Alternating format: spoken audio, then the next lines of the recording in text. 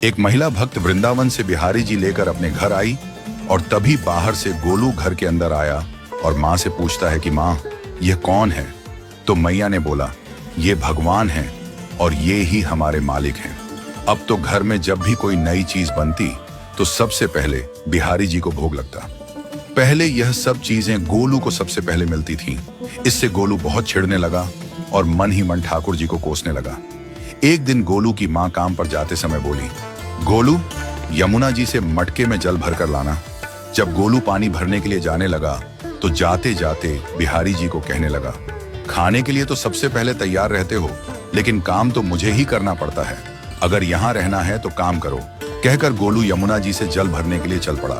गोलू जब यमुना जी में जल भरने लगा तो उसने देखा कि यमुना जी के अंदर बिहारी जी विराजमान हैं और कह रहे हैं, ला गोलू, घड़ा हम भर देते हैं। गोलू उनको देखकर हैरान हो गया और बोला, नहीं नहीं, मैं अपने आप भर लूंगा। लेकिन ठाकुर जी ने उसके हाथ से घड़ा ले लिया और भरकर घर ले आए। गोलू घर आकर डर रहा था कि अगर माँ को पता लगा कि मैंने ठाकुर जी से काम करवाया है तो आज मेरी पक्की पिटाई होगी। माँ ने घर आकर बिहारी जी को गीले कपड़ों में देखा तो एकदम से हैरान हो गई और कहने लगी कि गोलू, ये जरूर तेरी शरारत है, जरूर तूने ही इन पर जल डाला है। गोलू ने अपनी माँ को समझाने का बहुत प्रयास किया, लेकिन माँ ने उसको डांट कर चुप करा दिया और ठाकुर जी के भीगे हुए वस्त्रों को बदलने लगी। अगले दिन जब माँ ने गोलू को अनाज पिसवाने का काम दिया तो बिहारी जी फिर अनाज का कनस्तर ले आए और माँ को ठाकुर जी के वस्त्रों के ऊपर सूखा आटा पड़ा मिला। तो माँ ने फिर गोलू को डांटा कि तुझे पता नहीं कि ये हमारे भगवान हैं और तू भगवान के साथ शरारत करता है। आज तूने फिर इनके ऊपर आटा फेंका है। तो गोलू शपथ लेकर कहने लगा, नहीं माँ, मैंने कोई शरारत नहीं करी है। ये तो मेरे हाथ से गेहूं का कनस्तर लेकर खुद पिसवा कर आए हैं। गोलू की माँ आज बहुत गुस्सा हुई। अगले दिन फिर माँ बोली, बेटा गोलू, आज तुम्हारे बाबा बाहर गांव से वापस लौट आएंगे। बस आज का ही काम है, तुम जंगल से थोड़ी लकड़ियां ले आना। गोलू फिर डर गया, कहीं ठाकुर जी फिर मेरे पीछे ना आ जाएं।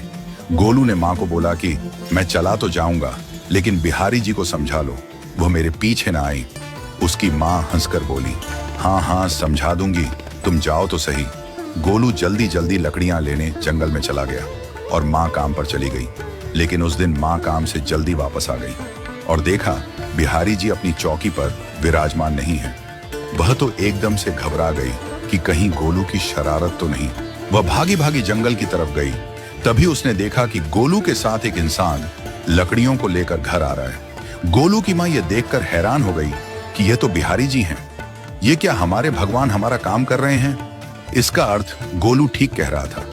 वह जल्दी जल्दी भागकर ठाकुर जी के पास गई और लकड़ियां उनके हाथ से लेते हुए उनके चरणों में गिरकर रोती हुई बोली, हे बिहारी जी, ये आप क्या कर रहे हो? मुंह गरीब का काम क्यों कर रहे हो? ठाकुर जी मुस्कुराते हुए बोले, हमें तो तेरे बेटे पर बहुत प्यार आता है। सब लोग हमें भगवान समझते हैं, लेकिन एक तेरा बेटा ही था जो हमको अपना मानता था। अपना मानकर वो हमें डांट भी देता था, हमारे साथ गुस्सा भी करता था, और जो हमें एक बार अपना मान लेता है तो हम उसके मान के लिए उसके ही हो जाते हैं।